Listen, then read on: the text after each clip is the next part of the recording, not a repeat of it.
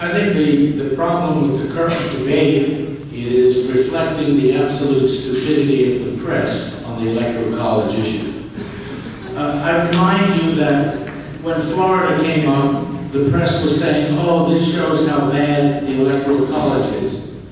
Think about how absolutely ignorant that statement is. Without the Electoral College, with the chaos in Florida, they would have had to count every ballot box in America, right? Every ballot box would have had to be counted if it was a close election. The Electoral College at least provides some narrowing of the chaos that will occur in tie votes, or almost tie votes. I absolutely believe it is one of the magic ingredients in the Constitution that the people that wrote the Constitution came up with. It makes every election a national election. Without the Electoral College, you will campaign in 4 states: California, New York, Texas, and Florida. So if you were worried about Virginia being left out in the primary, they ain't even going to stop you. They'll fly right over you. The fact that 12th largest state, I'd just like to point that out. They'll still pass over you because they're only going to go to 4 states. The point is, the Electoral College was, the Constitution has a lot of bricks in it that we like. There are a lot of subtle things in there which are really the mortar that holds it together.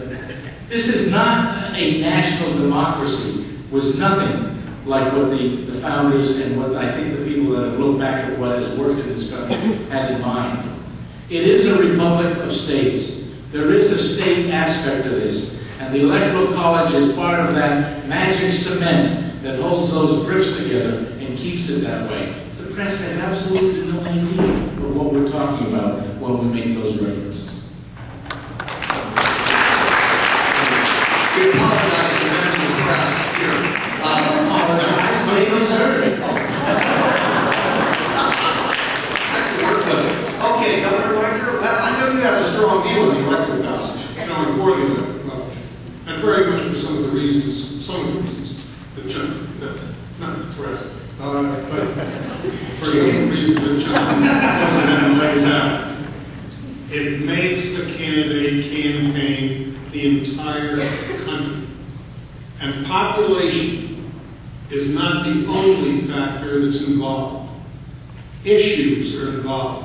Issues that are peculiar to a particular area, a small state, a small area, and it forces the candidate to campaign those areas and those issues. And it's for that reason that I'm very much for the present system, because it makes you stay, it makes you become state as a national candidate, which is, I think, what should happen. I know that there have been several instances in our history when the majority vote was one way and the Electoral College was another. And they've been wrestling with this forever. This was the last thing that the framers of the Constitution decided, the very last thing almost, arguing, well, it should be, and we know it's not going to be the end all and be all. The arguments, various persons, those from Pennsylvania, Hamilton, from New York, and right off here in Virginia. And even though we saw in 2000 popular vote going one way and the electoral vote going another, the case hasn't been made to change the Electoral College. And until that case is made significant, it's not going to be changed. And in the absence of that being done, the real thing is, what do we do in the meantime? You turn out as many votes as you can, where you need to turn out as well as where you can do it. How about one tiny little change? This to the Electoral College, so that we're not totally status quo in this panel. What about the idea of either requiring electors to actually cast their electoral vote for the candidate who carried their state? Right now you can have faithless electors that can't do it. Or simply making electors honorary and automatically casting the vote. Because potentially you could have a handful of people be corrupted and switch an election if it were close enough. What about that? That's forward. I go with the automatic feature.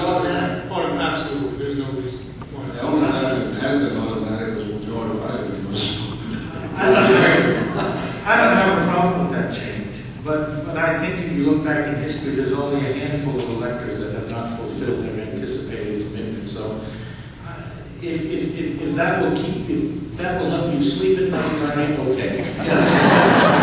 But for no other reason than that. I mean, there's no constructive reason to do that. Okay. I tell you, it really would help me do away with the sound mix here. It really would, and that's happening. So I would appreciate that one change, and we've got you on the record now, essentially in favor of it. If I could move to the 22nd amendment, this is going to be one of our last questions, so I expect people to line up at the microphones. If you're only getting up in front of 500 or 600 other people, what's the big deal? It doesn't matter, you're well dressed, get up and do so. Thank you, ma'am. I appreciate. There's one great woman. Give her a round of applause.